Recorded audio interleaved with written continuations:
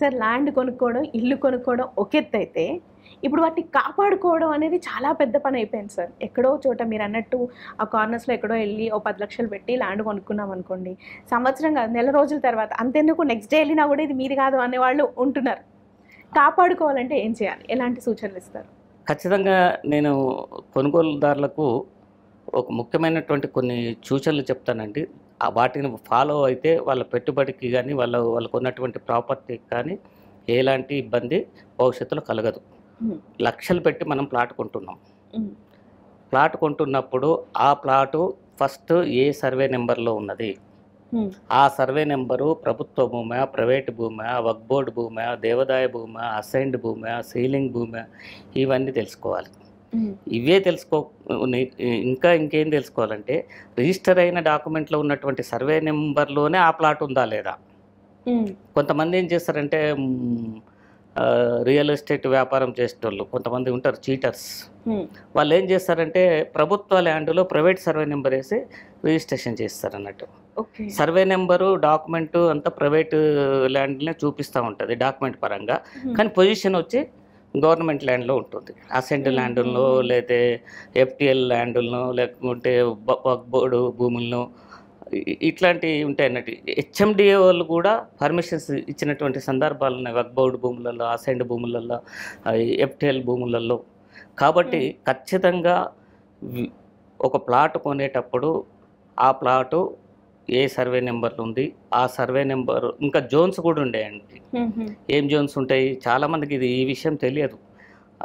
R1 zone అని ఉంటుంది, residential ఇల్లు కట్టుకోవడానికి అనుకూలంగా ఉన్న ప్రాంతము ఒకటి ఉంటుంది.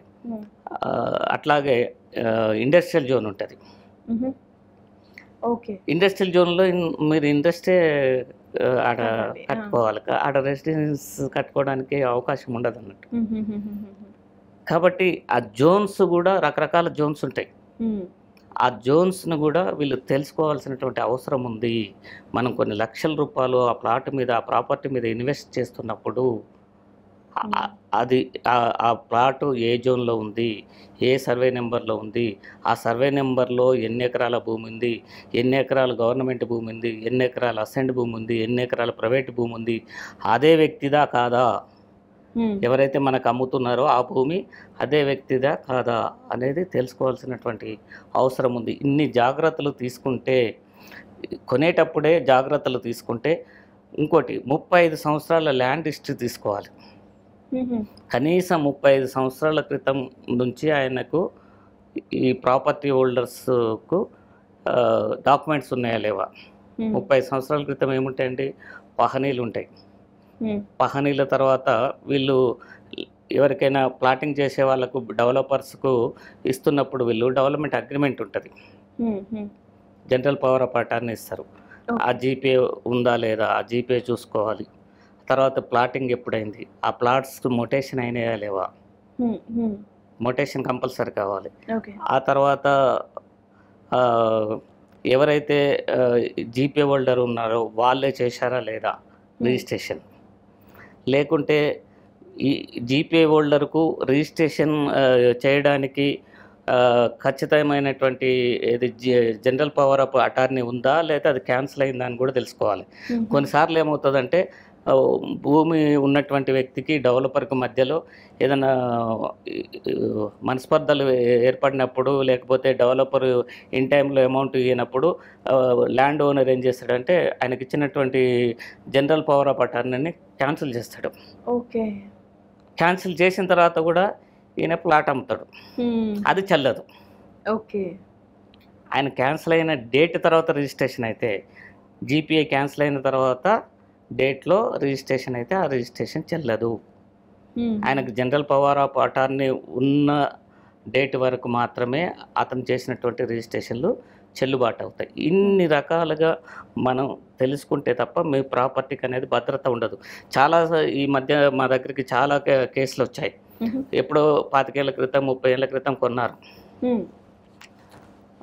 ఇప్పుడు సడన్లీ ఇప్పుడున్నటువంటి ప్రభుత్వం వచ్చి ఇది గవర్నమెంట్ ల్యాండ్ అని వీళ్ళు ఫినిషింగ్ వేయటం, లేకుంటే ఈ గవర్నమెంట్ ల్యాండ్లో మీరు కన్స్ట్రక్షన్ చేస్తున్నారు, లేకపోతే మీరు FTL ల్యాండ్లో కన్స్ట్రక్షన్ చేస్తున్నారని కూల్చివేతలు చేయటం జరుగుతుంది.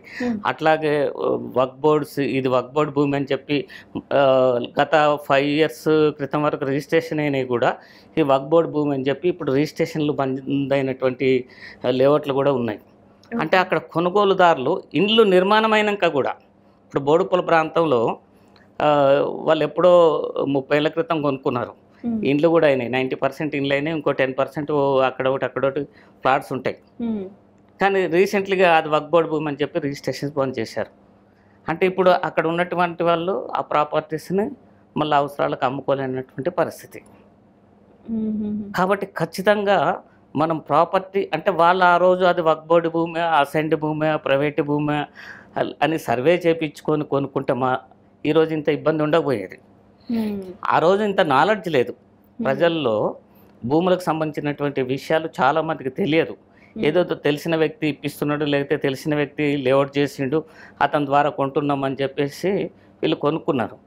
25-30 ఏళ్ళ తర్వాత అసలు ఆ భూమి ఎలాంటిది అనేది ఇప్పుడు తెలుస్తుంది వాళ్ళకు.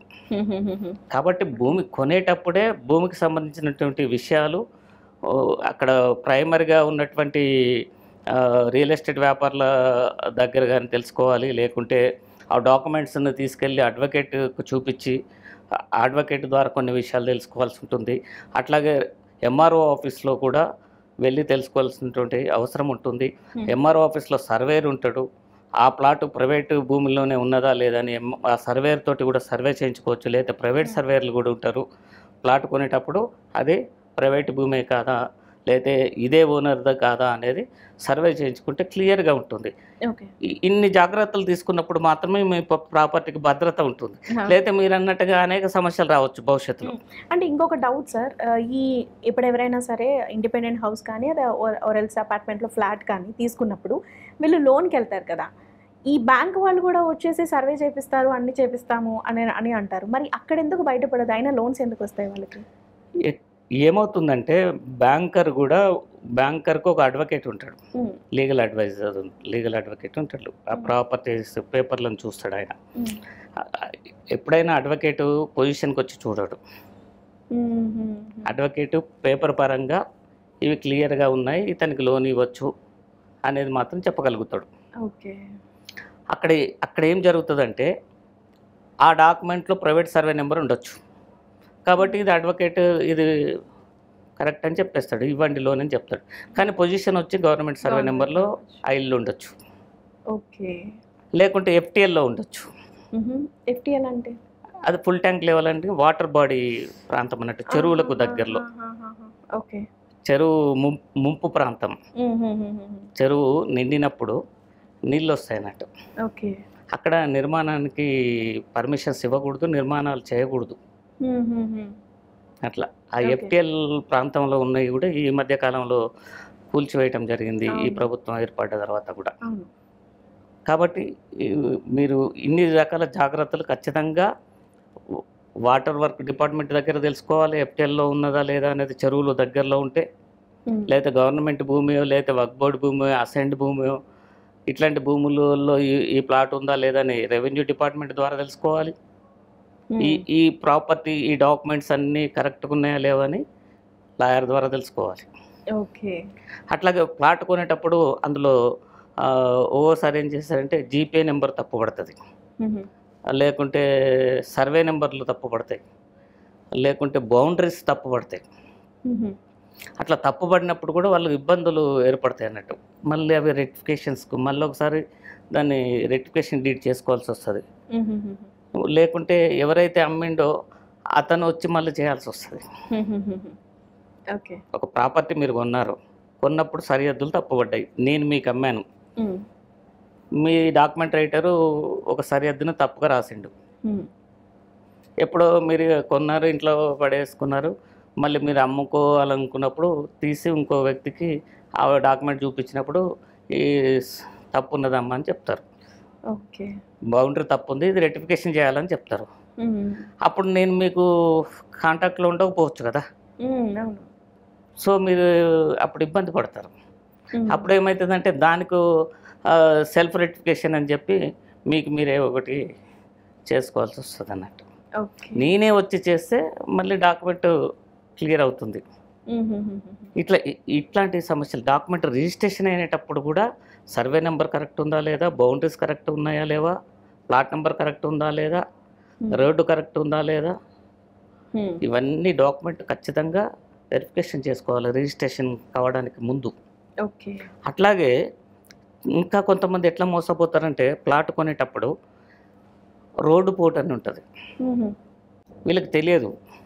ప్లాట్ చూపిస్తారు, మెస్మరైజ్ చేసేస్తారు, వీళ్ళ ఆ ప్లాట్ బాగుంది అనుకుంటారు, కానీ ఇటు నుంచి రోడ్డు వస్తుందా ఇటు నుంచి రోడ్డు వస్తుందా వీళ్ళకి తెలియదు. ఆ రోడ్లో అబ్జర్వ్ చేయరు చాలామంది. ఓకే. ప్లాట్ చూసాము, ప్లాట్ బాగుందని కొనుక్కుంటారు. ఎవరో ఒకరు రికగ్నైజ్ చేసిన వ్యక్తి మళ్ళీ ఆ ప్లాట్ వాళ్ళ బంధువులో లేకపోతే వీళ్ళు ఇంకెవరన్నా మళ్ళీ అమ్ముకోవడానికి పోయినప్పుడు ఆ రోడ్డు పోటు ఉన్న విషయం వీళ్ళకి తెలుస్తుంది. రోడ్డు పోటు ఉంటే సగం ధర కూడా రాదు, 10 లక్షలకు కొంటే 5 లక్షలు కూడా రాదు. ఇట్లాంటివి కూడా చూసుకోవాలి, రోడ్డు పోట్లు ఉన్నాయా లేవా అనేది. ఇవాళ వాస్తు చాలా ఇంపార్టెంట్ అయిపోయింది, ప్రతి వ్యక్తి వాస్తు చూసుకుంటున్నారు. కాబట్టి ఈ రోడ్ పోర్టులవి కూడా కొనకూడదు.